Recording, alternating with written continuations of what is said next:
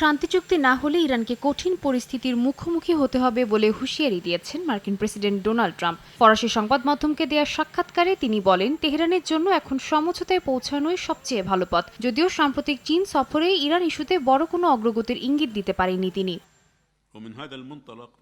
এদিকে নয়াদিল্লিতে ব্রিক্স বৈঠক শেষে ইরানের পররাষ্ট্রমন্ত্রী আব্বাস আরাকচি বলেন, তেহরান এখনও আলোচনার জন্য প্রস্তুত, তবে পরস্পর বিরোধী বার্তা ও অতীত হামলার কারণে ওয়াশিংটনের ওপর আস্থা রাখতে পারছে না ইরান। একই সঙ্গে তিনি দাবি করেন, হরমুজ প্রণালীতে নিরাপদ চলাচল নিশ্চিত করতে যুদ্ধ শেষে নতুন ব্যবস্থাপনা কাঠামো আনার পরিকল্পনা করছে তেহরান।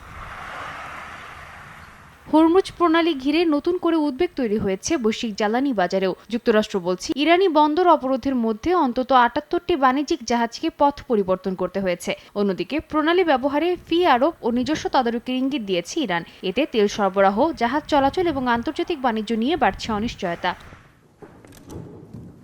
এমন পরিস্থিতিতে কূটনৈতিক তৎপরতাও বেড়েছে। রাশিয়ার প্রেসিডেন্ট ভ্লাদিমির পুতিন ও আমিরাতের প্রেসিডেন্ট মোহাম্মদ বিন জায়েদ ফোনালাপে রাজনৈতিক সমাধানের উপর জোর দিয়েছেন। একই সময়ে পাকিস্তানের স্বরাষ্ট্রমন্ত্রী তেহরান সফর করে আঞ্চলিক স্থিতিশীলতা ও সংলাপের বিষয়ে আলোচনা করেছেন। ইসলামাবাদ এখনও যুদ্ধ বন্ধে মধ্যস্থতার চেষ্টা চালিয়ে যাচ্ছে।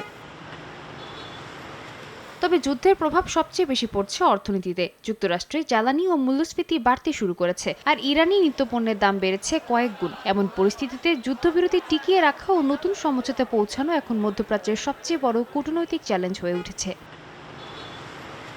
সাদিয়া তাসনিম, সময় সংবাদ।